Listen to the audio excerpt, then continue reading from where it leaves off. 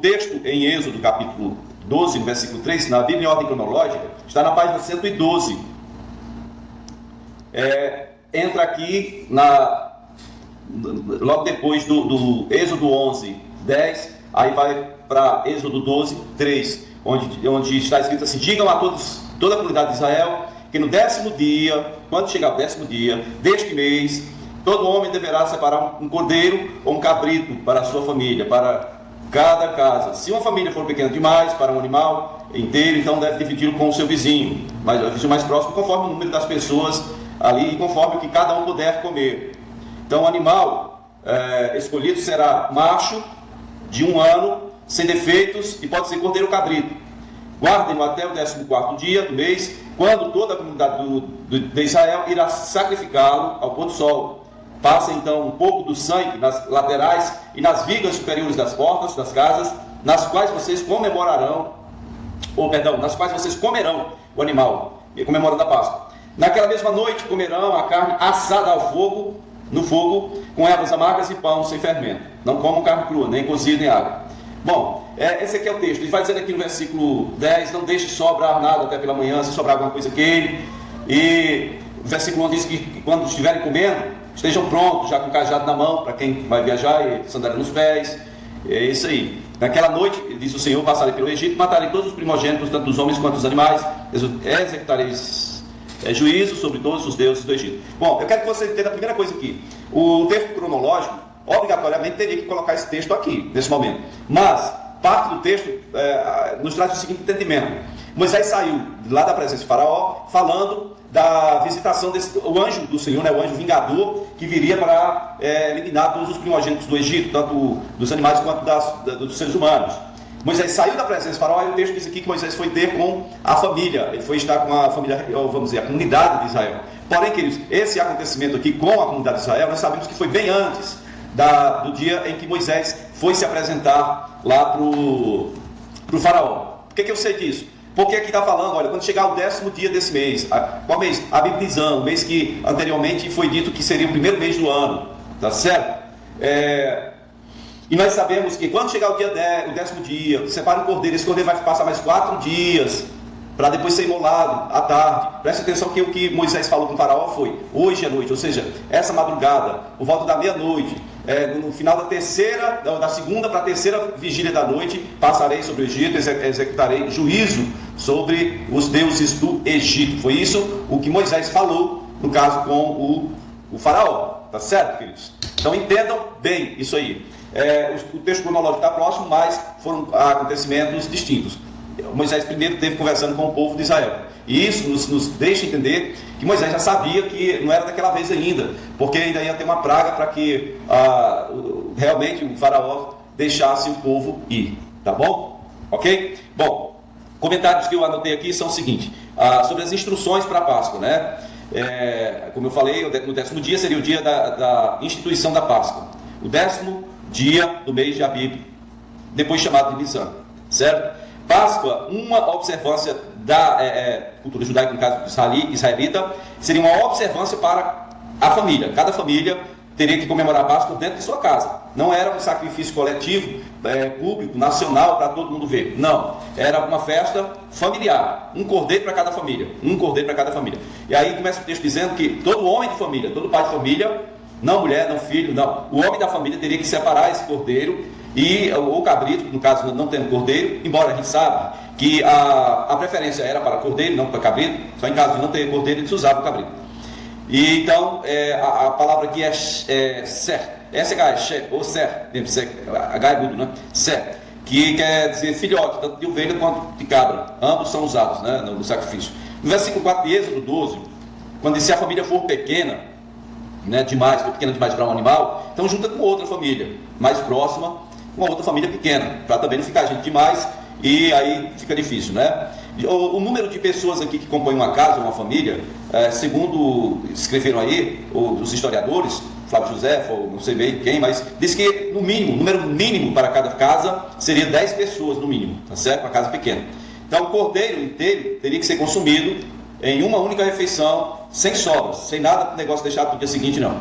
Então ninguém podia comer cozido e nem cru, né? Tá certo? Tinha que ser assado no forno. Esse era o cordeiro pascual, o cordeiro da Páscoa. Então, deveria ser calculado ali quanto que cada um iria comer, para ver se dava certo comer um cordeiro naquela família, tá certo? Então, versículo 5 aí, quando fala que o cordeiro deveria ser sem defeito e deveria ser macho, não poderia ser uma cordeirinha, tinha que ser um cordeiro. Está vendo aqui mais uma vez a questão da religião judaica, muito voltada para a questão do homem. Primogênito, os que irão morrer no Egito são filhos homens, primogênitos. Primogênita não existe, nem aparece essa história. Primogenitura está ligada ao primeiro homem. Isso aqui vai dizer que se o cara tiver 10 filhas, e aí o 11º filho dele, 11º, for um homem, ele ainda é o primogênito. Só para você ter uma ideia. Então, o homem da família teria que separar o cordeiro, certo? O homem da família teria que organizar isso aí, e o cordeiro tinha que ser macho, não poderia ser cordeira. E quando diz assim, de 1 ano, não é que ele teria que ter já feito um aniversário de 1 ano, não. Teria que ser um cordeiro novinho, naquele período do primeiro ano de existência dele. Podia ser que tivesse um pouco menos de 1 ano, um pouquinho mais, mas a faixa de 1 ano de existência, tá certo? Nós sabemos que pelo costume eles usavam cordeiros bem novinhos, né? Questão de coisa de meses mesmo, né? Veja bem, versículo 6 de Êxodo 12 diz que teria que ser separado, guardado até o 14º dia. O cordeiro ia ficar sob a observação daquela família do 10º dia do mês até o 14º dia do mês. É o tempo de sobra para aquela família observar, todo mundo observar, para ver se o cordeiro não tinha algum defeito, alguma coisa, né, antes de ser imolado, porque teria que ser imolado no 14º dia. Toda a congregação de Israel o imolará. Essa expressão não está significando um ajuntamento de todo mundo, não, gente. Aqui a festa é familiar. Quando diz toda a congregação de Israel, é cada uma família com um cordeiro dentro de sua casa. Não era nem fora de casa, era dentro de sua casa. Tá certo? Aí você imagine aí, mais de 3 milhões de israelitas vivendo no Egito. Mais de 3 milhões de israelitas vivendo no Egito. Ok? As famílias iriam fazer isso aí. Tá certo? Cumprindo a determinação do Senhor que foi dada por Moisés e Arão. Certo? Então, é um negócio organizado. Cada família cumprindo ali o seu dever. O pai da família, o mesmo que separou o cordeiro, seria o que iria imolar esse cordeiro, né? A partir das 3 horas, 15 horas. Para nós, 15 horas. Na verdade, é a hora nona. Da hora nona até a 12ª hora do dia. E José descreveu que os sacrifícios eram feitos entre a 9ª hora e a 12ª hora. Ou seja, das 15 às 18 horas, às 17 horas e pouco, né? E 55. Tá certo? Esse era o horário que eles faziam os sacrifícios. Em Êxodo capítulo 12, versículo 7, seguindo aí, né, onde diz que o sangue do cordeiro deve ser tomado, cordeiro deve ser imolado, o sangue dele deve ser colocado nas laterais e nas vergas, né, da porta, parte de cima, lateral e a parte de cima. Ou seja, o contorno da entrada da casa, o sangue deve ser aplicado lá. Não é que também o anjo do Senhor não soubesse, mas aí fica um marco e traz uma legalidade. Esse aqui deu ouvidos e esse colocou o sangue aqui, ele estava realmente querendo ser identificado como um que é parte do povo de Deus. Então, a marca do sangue do cordeiro na porta serviu como essa proteção e aponta, né, para a expiação pelo sangue de Cristo, a expiação que é feita por na vida daquele que crê. A primeira Páscoa, que aparece aqui em Êxodo capítulo 12, a primeira Páscoa foi levado muito a sério. Toda a casa de israelita tinha que ter o sangue do cordeiro lá na porta, o cordeiro tinha que ter sido imolado e tal, tudo. Tudo foi muito direitinho na forma como Deus determinou. Vou explicar o porquê. Se o povo do Egito estava, com licença a palavra, estava cagando de medo do Deus de Israel, imagina o povo de Israel, né? O povo de Israel agora estava com um temor grandioso, né? É realmente o nosso Deus. Aquele mesmo povo que no início disse, será que Deus apareceu mesmo para Moisés? Será que agora foi pior? Não, porque agora o faraó está oprimindo a gente. Esse mesmo povo está com um temor tremendo, porque ele olha para aquilo que Deus está fazendo no Egito e diz assim, que bom que eu tenho aliança com esse Deus, porque se eu estivesse passando por tudo que esses egípcios aí estão passando, eu não sei se suportaria, não é isso? Então, o que ocorre aqui é essa questão aí, né? O cordeiro é sacrificado na casa dos israelitas em substituição ao primogênito, que os primogênitos da casa dos egípcios todos seriam colhidos, ok? Tá certo? Versículo 8 diz, naquela mesma noite passarei, naquela mesma noite, a primeira vigília do 15º dia do mês religioso, é aquela noite que eu associei, que eu falei há pouco tempo aí no último vídeo. Quando diz assada no fogo aqui, a carne tinha que ser assada no fogo, não podia ser cozido, não podia ser cru.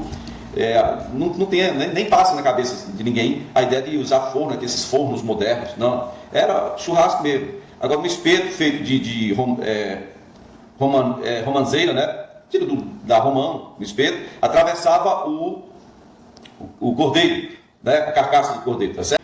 Então, posteriormente, o dia da separação do cordeiro passou também a ser, isso é um comentário meu, passou também a ser o marco de proibição de obter em sua casa qualquer coisa fermentada. Por quê? Porque a festa dos pães asmos, ela já existia antes da Páscoa, né? Os pães asmos já existiam, a festa já existia antes da Páscoa, certo? Originalmente, Matzot, festa dos pães asmos, era distinta, era separada, ela não era junto com a Páscoa, já existia antes. Então, na festa dos pães asmos, é proibido qualquer coisa levedada, fermentada, tá certo? Foi associada aqui a Páscoa, tá certo? Os pães asmos, Páscoa, e também foi acrescentada aqui as ervas amargas, que simbolizam o sofrimento, a escravidão no Egito, antes do êxodo, no caso. Versículo 10, não deixem sobrar nada. O que eu anotei aqui diz assim: nada do sacrifício sagrado poderia ser consumido por outros que não tem nada, não tem aliança nenhuma com Yahvé, né? Ou o resto do sacrifício sagrado deveria ser queimado, porque não podia ser usado, ser consumido, no caso, para outros propósitos, ou propósitos profanos, ou propósitos simples, como por exemplo, vamos deixar um pouco desse cordeiro para a gente almoçar amanhã. Não, nada disso. A ideia aqui é o seguinte: sobrou, joga no fogo, queima tudo, é sagrado. E deveriam estar prontos para sair. Pronto como? Sandália nos pés, cajado na mão. Cajado é para quando você vai sair de casa, é um objeto de apoio. Vai sair de viagem. Sandálias também. Como é que você fica dentro de casa com a sandália, daquelas sandálias que amarrava até a canela aqui? Como é que você vai ficar dentro de casa com isso, né? Então, mas aqui a ideia era que eles estivessem prontos para sair, porque ia chegar meia-noite, o alarido ia ser grande e o negócio ia ser terrível. Eles tinham que comer prontos para sair, né? E comer apressadamente e prontos para saírem. Dentro dessa ideia de pronto para saírem, eu quero colocar que eles estariam prontos, não só a roupa, a sandália, o cajado, mas pensem em todos os objetos pessoais que eles tinham, em tudo que eles possuíam no Egito, gado, tantos objetos, tanta coisa que eles tinham, tinha que estar tudo em perfeitas condições de uso, tudo pronto para a viagem. Aqui entra também as coisas que eles tinham pedido aos egípcios, né? O ouro e a prata que eles tinham pedido aos egípcios. Os egípcios provavelmente entregaram chorando, dizendo: por favor, vão embora, senão o seu Deus vai acabar conosco. Vão embora, eu dou o que vocês quiserem, mas vão embora, saiam daqui. Não? Estava toda a riqueza do Egito aqui deveria estar preparada já na bagagem para, canela, criar um campeonato do Rio Mineiro. Esta é a Páscoa do Senhor. A palavra Páscoa é derivada de um termo que significa coxear, mancar, né? Coxear ou saltar, é mais apropriado. Mas aponta para a passagem do anjo destruidor por cima da casa dos israelitas. O anjo vinha, chegou aqui, a casa tem o sangue do cordeiro. O anjo vinha e passava por cima ou para outra. Por quê? Até em Gósen tinha muito egípcio morando lá. Os israelitas moravam unanimemente em Gósen, mas não era um local só dos israelitas. Tinha muito egípcio morando lá. Tá certo, queridos? Tudo bem.